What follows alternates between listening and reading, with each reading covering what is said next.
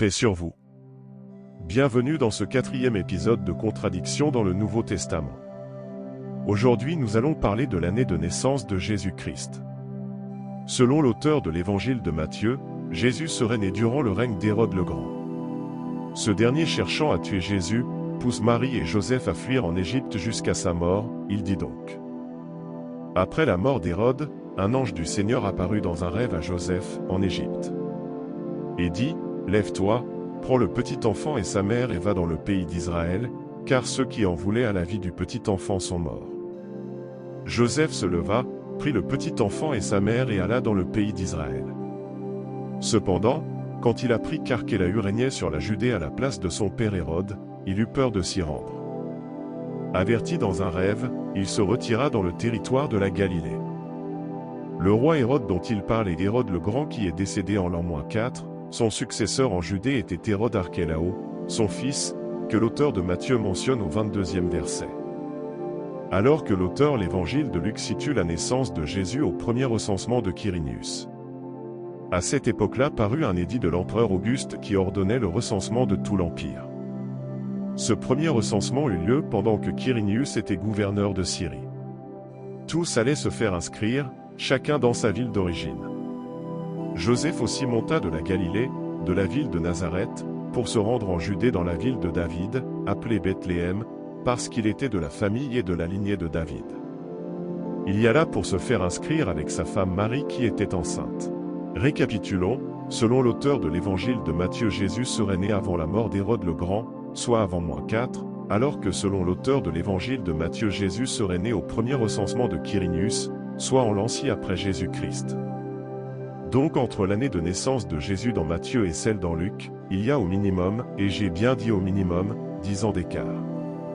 Cette situation a tellement embarrassé les interprètes chrétiens qu'ils eurent recours à plusieurs interprétations pour résoudre ce problème, comme nous l'explique le commentaire de la Bible annoté. Il ne reste donc que l'erreur de chronologie qui fait Quirinius gouverneur de Syrie sous le règne d'Hérode, à l'époque de la naissance de Jésus.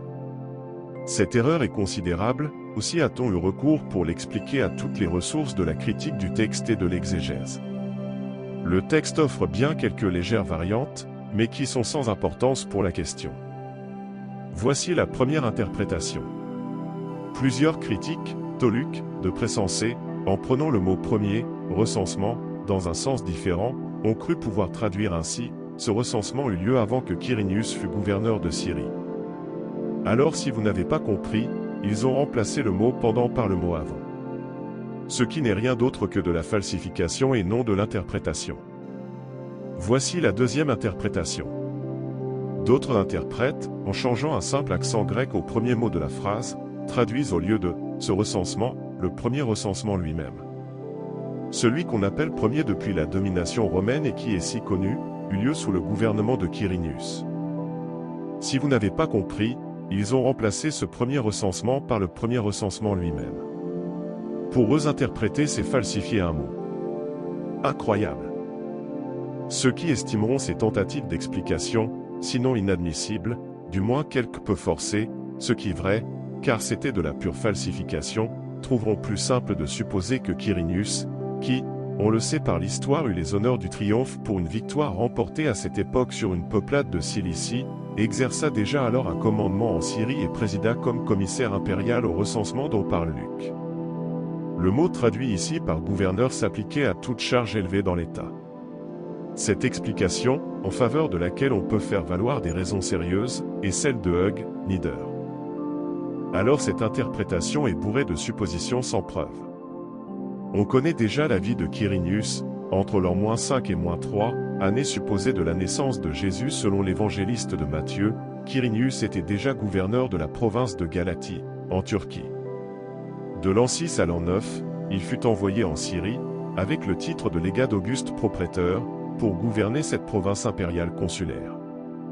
C'est à cette époque qu'il reçut l'ordre de recenser la Judée, qui venait d'être réunie à la province de Syrie par la déposition d'Archélaos.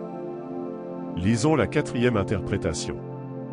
Ce qu'aucune de ces interprétations ne satisfait, attribue à Luc, sur ce point, un défaut de mémoire, qu'il est bien difficile d'admettre à propos de faits d'une si grande notoriété, surtout en présence de sa déclaration si positive, d'après laquelle il a suivi avec exactitude toutes ces choses dès l'origine.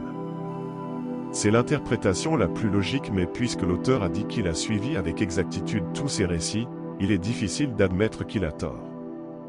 Voilà mes frères et sœurs la réalité des évangiles. En plus de 2 généalogies de Jésus, on a 2 versions différentes de sa naissance. Merci d'avoir regardé ma vidéo et je vous dis à la prochaine dans Coran versus Bible.